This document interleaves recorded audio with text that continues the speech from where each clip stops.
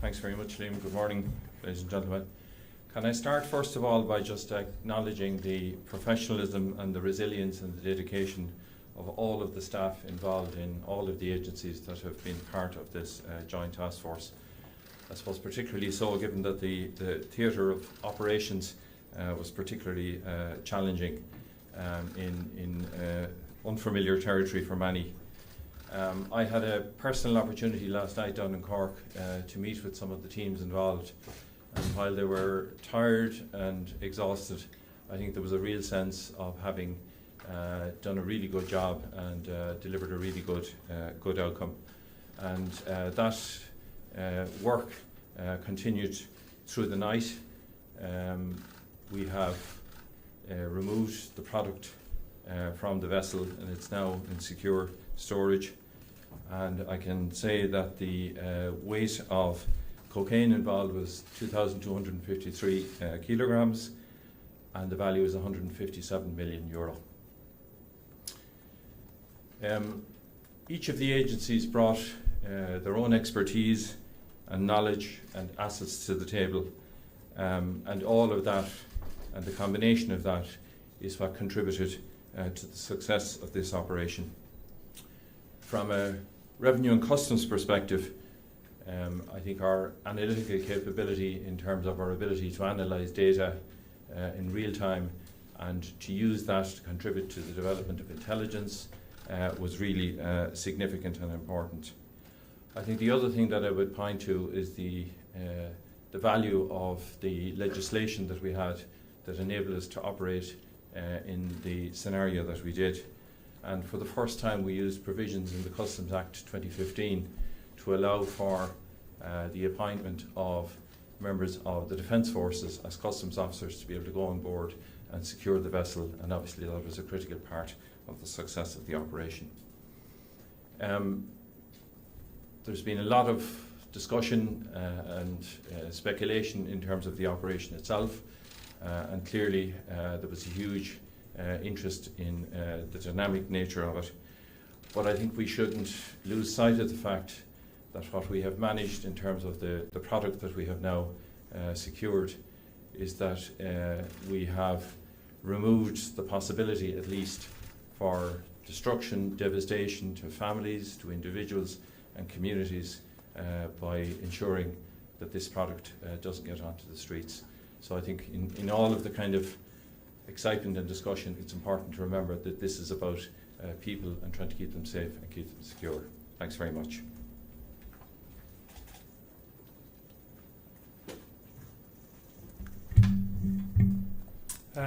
Good morning, ladies and gentlemen. Thank you very much for taking your time to come here today. I know you're all very busy. So, first of all, I think it's really important to note this is the largest drug seizure in the history of the state.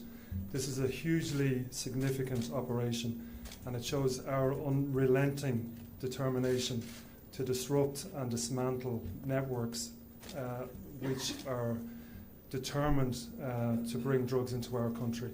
These groups are transnational groups. They are working all across the world, and because of that, we need to work with our international partners. And I think this particular operation, again, demonstrates that type of cooperation that we had. In this operation, we had cooperation from the Drugs Enforcement Administration in the United States, the National Crime Agency in the UK, our colleagues in France, and also MAOC-N, the Maritime Analysis section based in Lisbon and Portugal.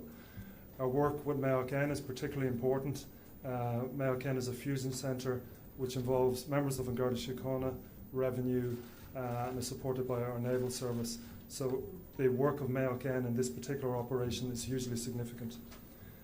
I also wish to pay compliment to all the men and women involved in this operation. There were many people behind the scenes in this operation who worked long hours in difficult conditions to get us this end result. And again, I want to pay particular compliment to the resilience that were shown by all the people behind this operation on the ground. We're here today as the Joint Task Force, and you'll see that on the banner behind me. The Joint Task Force, again, was stood up in this operation, on the 22nd. The joint task force involves members of Gardaí, our colleagues in the Naval Service and our colleagues in Revenue and Customs. And you can see the benefit of that cooperation which led to this result in the end. So again, I think for me, I cannot overemphasize the significance of this operation and the disruption that this is going to cause to the organised criminal group behind this shipment. So thank you for your time, and I'll be in a position to answer questions afterwards. Good morning, everyone, and again, thanks for the opportunity for us to speak to you today, and thanks for coming in. Yesterday was an extremely complex day from a military perspective. The Defence Forces ran an extremely complex military operation. Complex insofar as we were dealing with a number of external agencies, namely the Gardaí and the Customs. Also from a Defence Force level, there was an extremely complex joint operation involving the Naval Service, the Air Corps, the Army Ranger Wing and Defence Force headquarters. And then it was even more complex by environmentals that we'd no control over. The weather was extremely poor, and also we were trying to predict the actions of a number of crime gangs and how that would impact on us. Very successful from a Defence Force point of view. It showed the ability we have to operate in the joint environment, and then from a combined joint environment as well, it showed the ability we have to operate with partners like Gardaí and Revenue, and it came to a very successful conclusion. So again, I'll be in a position to answer some questions you may have. Thank you very much. Okay, thanks very much, everybody. Open the room to any questions on the mic here. Just two questions. Introduce yourself. Niall O'Connor from the Journal.ie. Just two questions. Just in regard to the story that there was shots fired during the boarding operation, and just can you explain what happened there and how that unfolded? And the second question, I'll come back later for that. If you could please, Commander Gardaí. Yeah, okay, Niall. Okay, just the slightly different from what actually happened. The actual boarding operation hadn't happened when the shots were fired. What in fact happened was that the merchant ship refused to follow the instructions of our own ship. So this was prior to the insertion of the Army Ranger Wing. There was an escalated use of force used to compel the vessel to follow the instructions of the ship's captain. And that was prior to the Ranger Wing being inserted. Thanks, Niall. I have a second question, Niall. I do, probably for the Assistant Commissioner. Just if there is any kind of an explanation in regard to the organised crime group that are involved, where they're from, where they originated from, and what various connections they are. I think there is some story doing the road this morning that it may be a Colombian cartel. Is that correct? I suppose there's a couple of key things with that. I think this obviously is still a live operation, so we're still in the operational phase of this. There may be further arrests, there may be further search operations. So in relation to the group that are involved in it, I'm quite limited what I can say about that. But what I will say is you are correct in an element of that. This product was supplied by a South American cartel, one of the murderous cartels that are behind the cocaine shipments into Europe.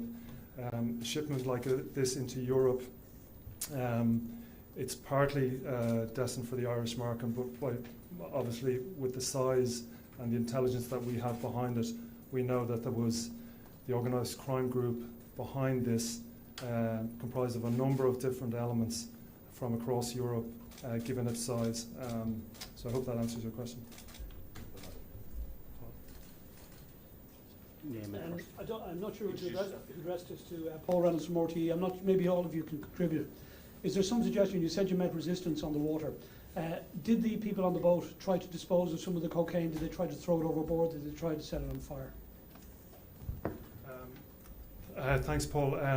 Again, the detail around the exact operation, I'm sort of reluctant to go into at this stage because we're still in the live phase of the operation. But what I would say in the coming days, we'll be in a position probably to release some more detail around the actual operational detail. Well, how dangerous were they? Were they armed? What I'll They do, were ready to resist. yeah, what I'll do, I might hand that over to the commander who dealt with the actual boarding party, and he'll be able to address that better for you, Paul. Okay, so to answer the first part of your question, the resistance when the shots were fired was in relation to the manoeuvring of the merchant ship, that it's compelled under international law to follow the instructions of the commanding officer of a warship in a situation like that, and refused to do so. Those shots weren't directed at the ship itself, they were directed as warning shots, okay? And certainly there's no evidence at the moment to indicate that they were armed. Did they try different types of manoeuvres to try and frustrate the operation? And for example, did they put the lives of the Army Rangers in danger by manoeuvring the ship while they were trying to land on it? Okay, so the manoeuvring of the ship in the initial phase, when the naval ship was trying to compel them to steer a particular course, they were refusing to steer that course, and that would explain that element of it. In relation to when the Army Ranger Wing were fast roping, initially she did alter course, and I think there's some videos online you can see. But what you have to remember about these operations is that the Naval Service, the Air Corps and the Army Ranger Wing rehearse for these type of operations in an maritime anti-terrorist role. So the Air Corps pilots are really top-notch guys. They're highly trained, they're highly experienced, and they train specifically for this type of operation. As well as that, the Army Ranger Wing, for obvious reasons, are highly trained, high-achieving guys, and they're as good as anyone in the world. So whilst the environment is always dangerous, and the weather yesterday was very bad, the operation was carried out in a successful manner. And a final question, just about the crew. How many people, what was the crew on that container ship? And did any of the others need to be detained? We have 3 people in custody at the moment, but did any of the others need to be detained? Are they in port in Cork? Will they be interviewed as part of the investigation?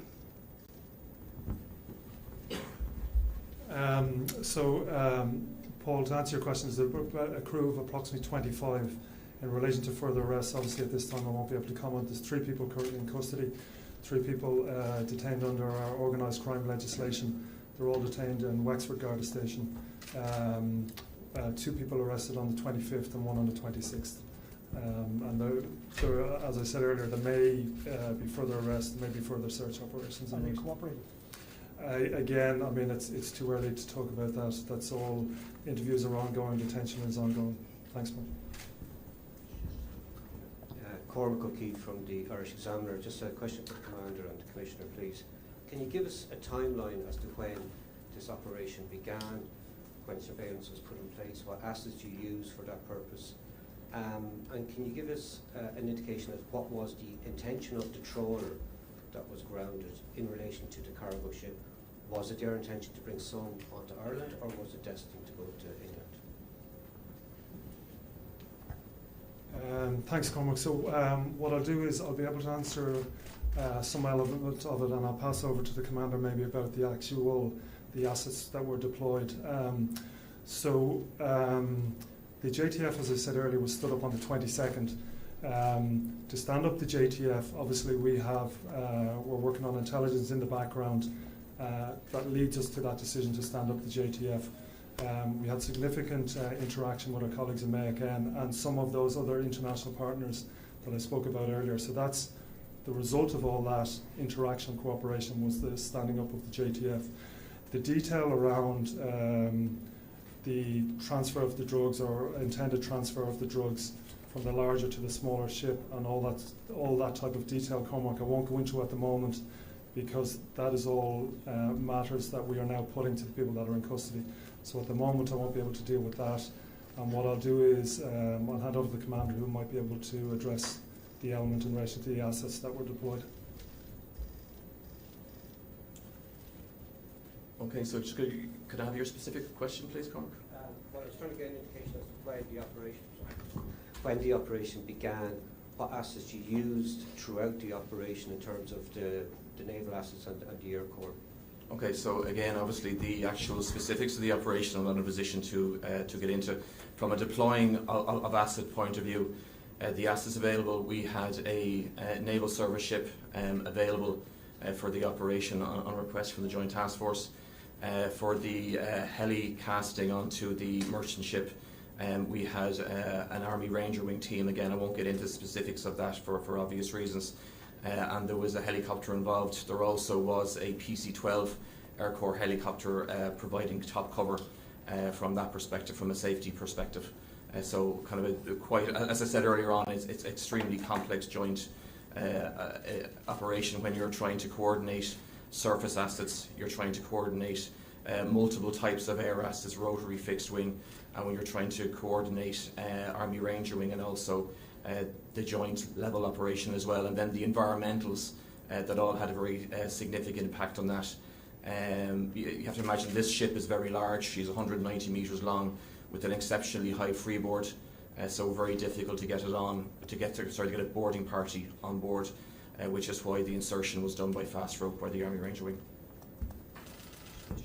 Commissioner Mick O'Toole from the Star, just to follow up the Cormac's question, I know you can't answer specifics, but do you believe any cocaine left that ship before it was seized by the Ranger Wing? Again, unfortunately, Stephen, I just can't go into details at the moment because we have 3 people in custody.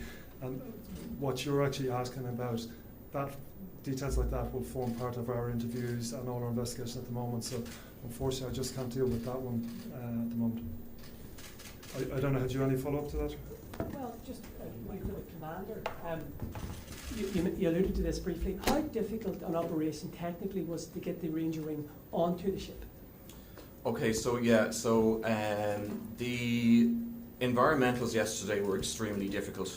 So they don't just impact on a surface ship; they also impact on aircraft as well, and particularly they impact on rotary wing. When you're fast roping people onto a ship, it's predicated on certain conditions and environmentals and kind of safety limits. So if you can imagine the environmental across the deck of the merchant ship was that there was a lot of wind. So again, a great deal of skill had to be shown by the pilot of the helicopter. And then obviously a great deal of skill demonstrated by the Army Ranger Wing fast roping down. I don't know the exact height that the helicopter was off deck, but you've all seen the images of the ship, and you've seen how high the various structures were on that. So you're trying to keep an aircraft, a rotor wing aircraft, in a certain position over a ship that's moving. So you've got a ship moving, you have an aircraft moving, and then you're deploying your assets on top of that.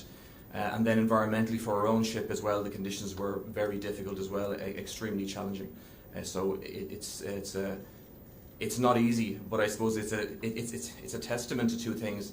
It's a testament to the experience and the level of training that all our people receive, and the opportunity they have to train for these operations.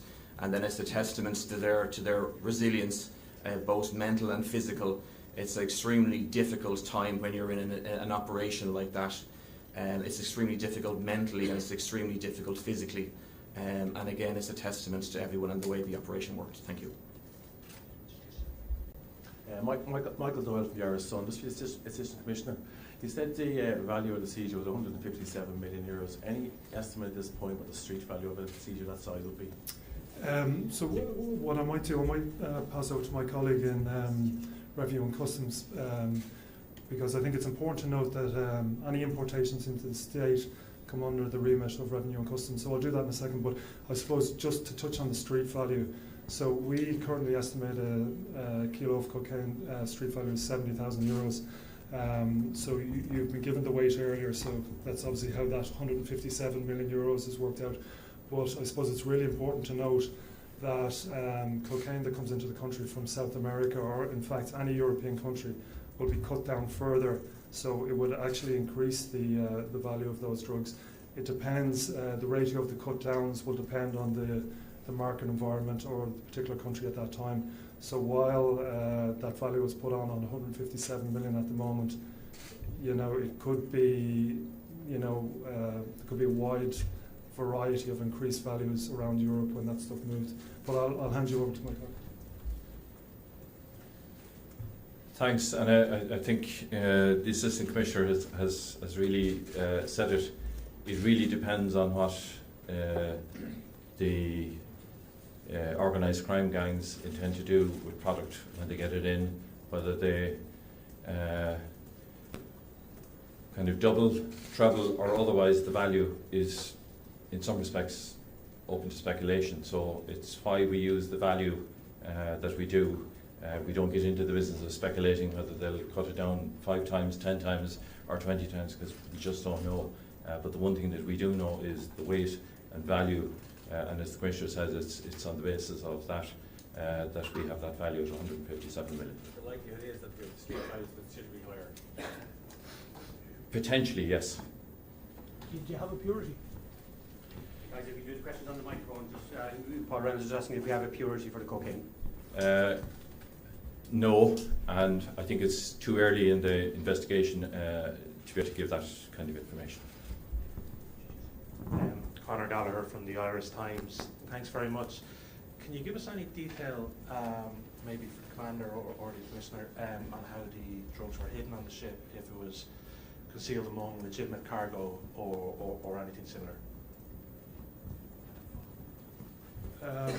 Thank you for the question, Conor. So again, as I'm sure you can appreciate, this is an ongoing operation. So even the detail around where the drugs were on the ship and how concealed, that's not something we're going to go into at the moment, because, as I said earlier, there may be further arrests, and to reveal too much detail around that, I think would really hamper our investigation avenues and our methods of interview, etc. So, unfortunately, at the moment, I can't answer that one. Just one more for the Commander. Previous large operations going back a decade or more involved multiple Navy ships. This only involved one, as we know. We have only 2 or 3 seagoing ships at the minute. Was the operation hampered by lack of available ships? Well, I think the outcome of the operation yesterday would indicate the success of the operation.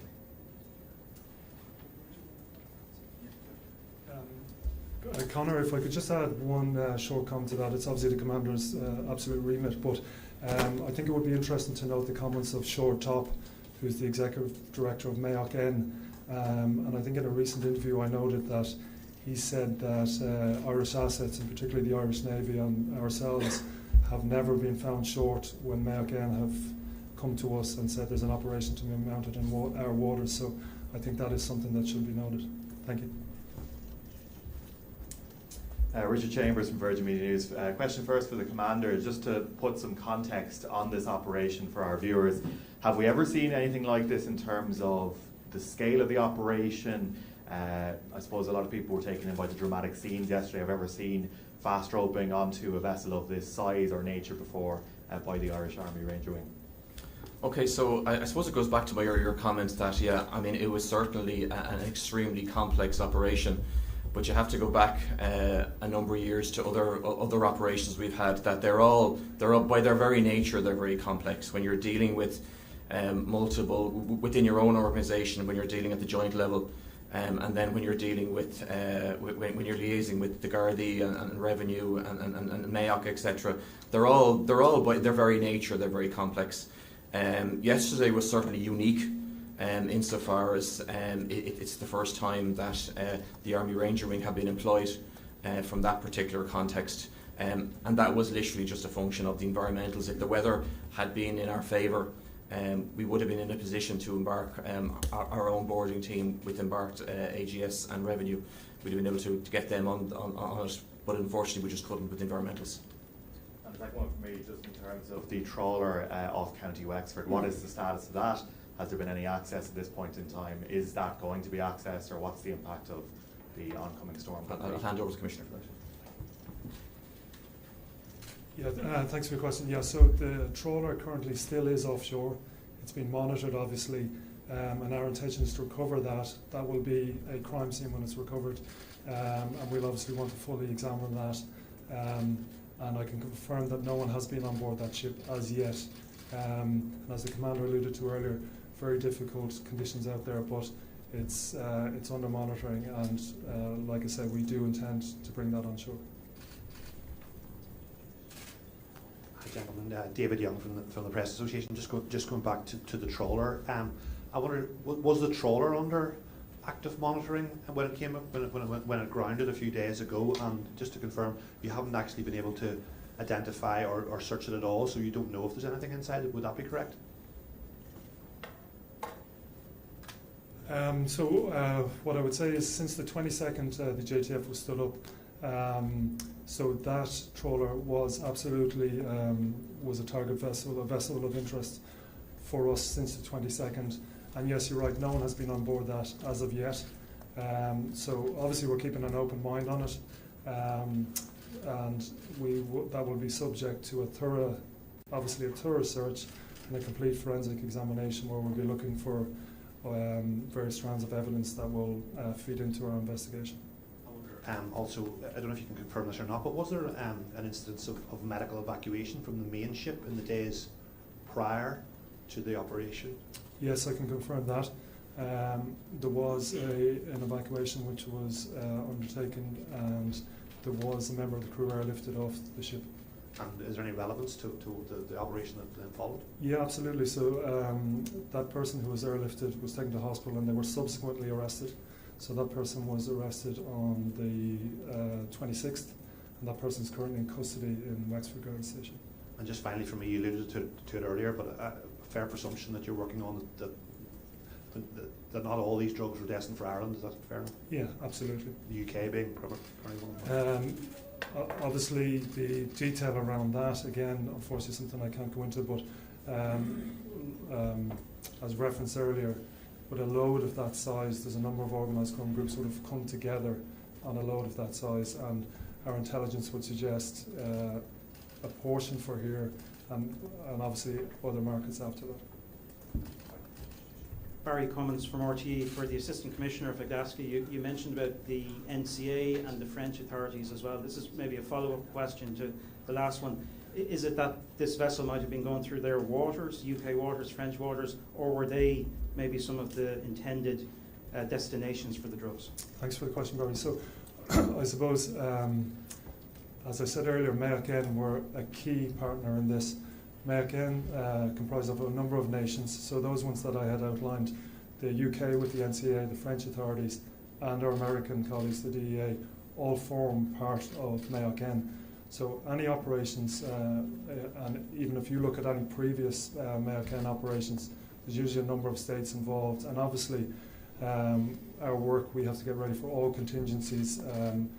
Obviously these are dynamic situations, and sometimes we will not know, or our colleagues in Mayock will not know whose waters a ship like this will end up in.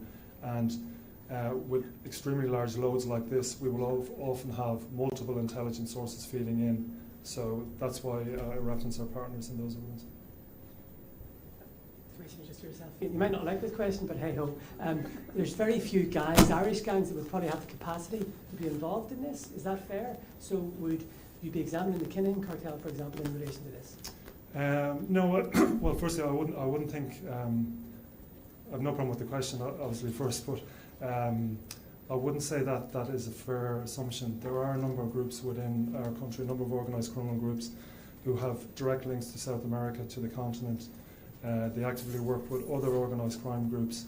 So there are a number of different entities that would have the capability. And obviously the group that you've referred to, Kinnan Organised Crime Group, I'm obviously not going to talk about which group we think is behind this at the moment, because it's still a live operation. Commissioner, just to follow on partly to Mick's question there, you were saying there's a number of organised crime groups involved in this consortium.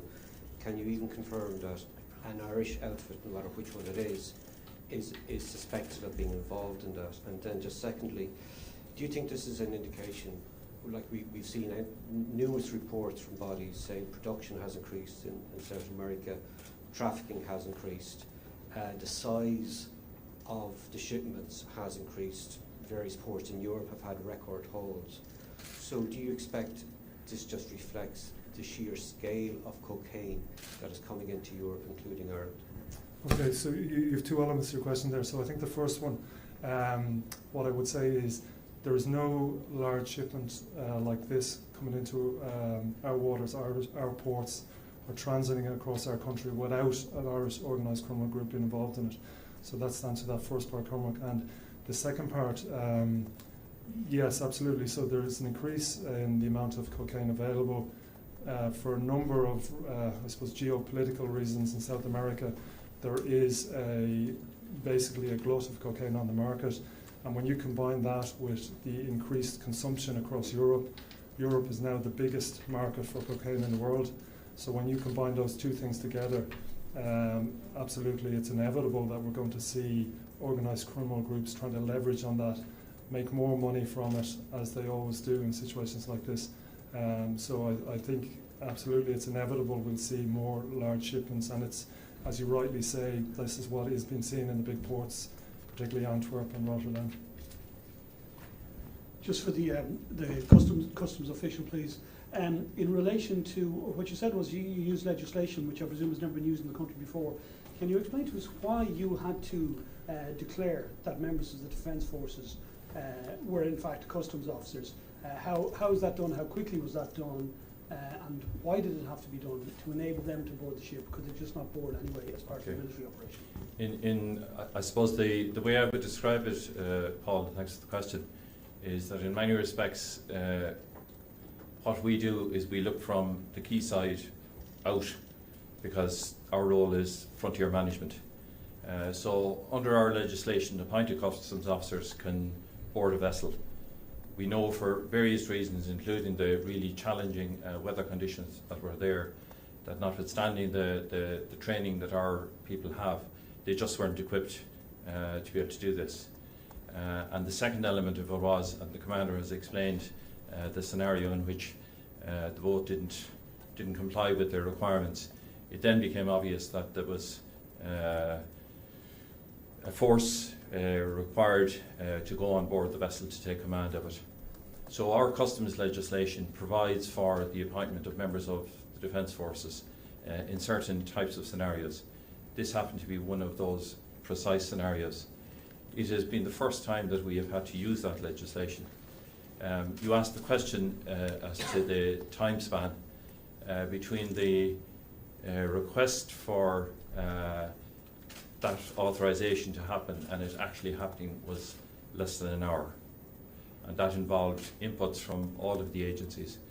And I think what's really important here is it's a demonstration of, the work that goes on under the Joint Task Force to make sure that all of the agencies are operating coherently and together.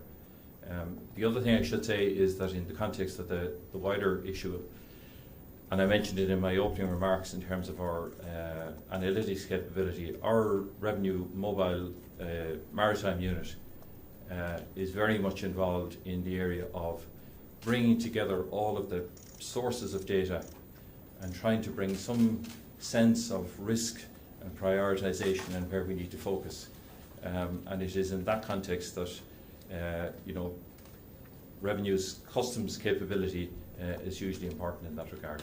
Thanks. Just picking up on Connor from the Irish Times, picking up on Cormac's question about the trends overseas in terms of cocaine. Is Ireland becoming, more than it was in the past, a gateway to Europe for the importation of cocaine from South America?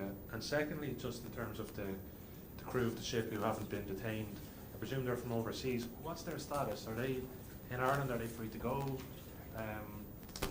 Thank you.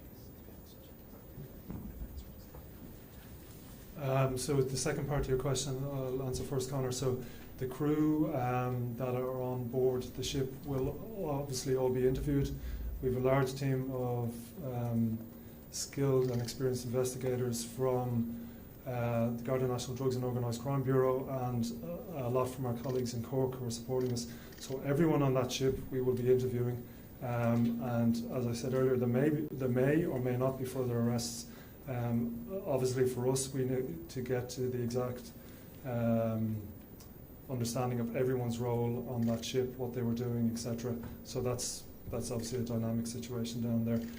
The second part, organised criminal groups will always look for any weaknesses anywhere they can, where they can import drugs into countries. They will leverage everything. They will, but your specific question around whether Ireland is perceived as a weaker entry point, I wouldn't agree with that, because we're seeing huge record seizures, as was referenced earlier, all across the continent, in Spain, particularly in, as I said, the continental ports of Antwerp and Rotterdam. So those large seizures are occurring all across Europe at the moment. Okay, guys, just two last questions. Niall O'Connor and then Michael Doyle. Just for the Assistant Commissioner there, just to clarify really, I suppose, you were saying that there's follow-up operations ongoing.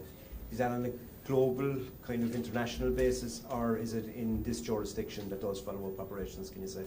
Yeah, so both. So I think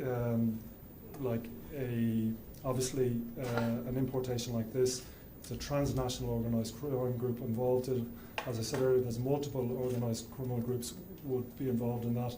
There's the South American element of it. There's the cartels involved in that. There's the transit points across the Caribbean. And as you will have seen, we know that that ship was in Curacao, which is one of the main vectors for importation across the Atlantic. We have very close relationships with our colleagues in the DEA, particularly in Curacao, which is a Dutch protectorate of South America.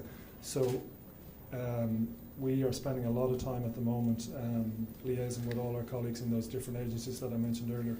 And so I hope that answers your question. Okay, so actually last question from Mr. here.